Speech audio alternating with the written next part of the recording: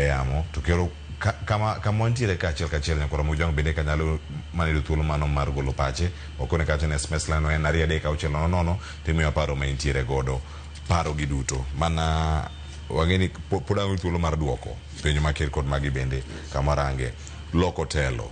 chal ka gima kelo achiedh nade kata midhiero mopogore iloko telo to gino mane gintiere godo koriweyo wijo kanyo mana kama nolera mochopo kar kacha implementation magik mano chako ka entiere TVET kaka PS mar TVET telo manyien ka donjo biro gi paro machielo sekta kaka mar somo nego range kod pek machanade kata gi telo mar siasa kaponi gilokre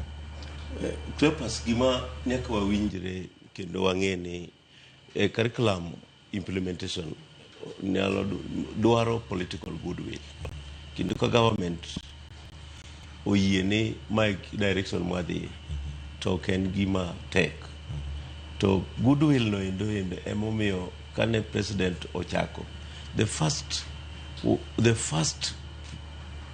first item manokawo nowacho ni nocho winjo ng'ur ndalo magitimo campaign mano form gimiluongo ni presidential working party no emokelo kamneno wantiere working party no wan wawegi nochiwo pachwa ni working party ni gik magi recommend gi moko ok beyo nikech kata mana at the element mar domiciling isewinjo ka nitie ng'ur mang'eny sama koro wawuoyo ni endi wachalo ka gima waran four schools in one single school nikech wan gi early childhood school wan gi junior school to kendo wan gi primary school to gi baby class nikech most schools run like that koro nyayudo ni kidhie environment no to en very sensitive environment nikech jok ma otere junior school as teachers ok mor gi kama gipuonje no iwinjo ka daktari owacho ka endi ni according to arrangement no kotimore kaka ne timore koro mano endo the politics of it all koro katero lokore to kendo jok obiro nikech gin political appointees irrespective of whether ne nitie gimoro tim maber monego bed ni gigole selves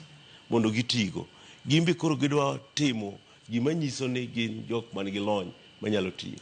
kama koth gowa kanye ndo makoth koro gowa ma ok yot nikech kan asewacho ni gimoro kaendi and ng'e ni daktari mantiere batha kaendi maendi ng'amo timo curriculum e ngadho mamalo kendo en japuonj to kendo osebedo director mar curriculum development ka to kendo osebedo PS mar TVET kendo mar basic education you can see ni oken ng'at manigi gi rieko manok kata jusi manok e gimodwa wacho no about education kwa listen to him to listen to public opinion ma is not expert to gichini mano endo kanye endo koro wane mwamis the point no diko benin mare no wadhi go ma ketwa bugo koko penye ndango miyo of this to kikawo jok ma ok experts ema kuro ideas gidwa run education then you take responsibility mano endo koro political goodwill bedo gimiluongo ni political badwill in a sensitive sector like education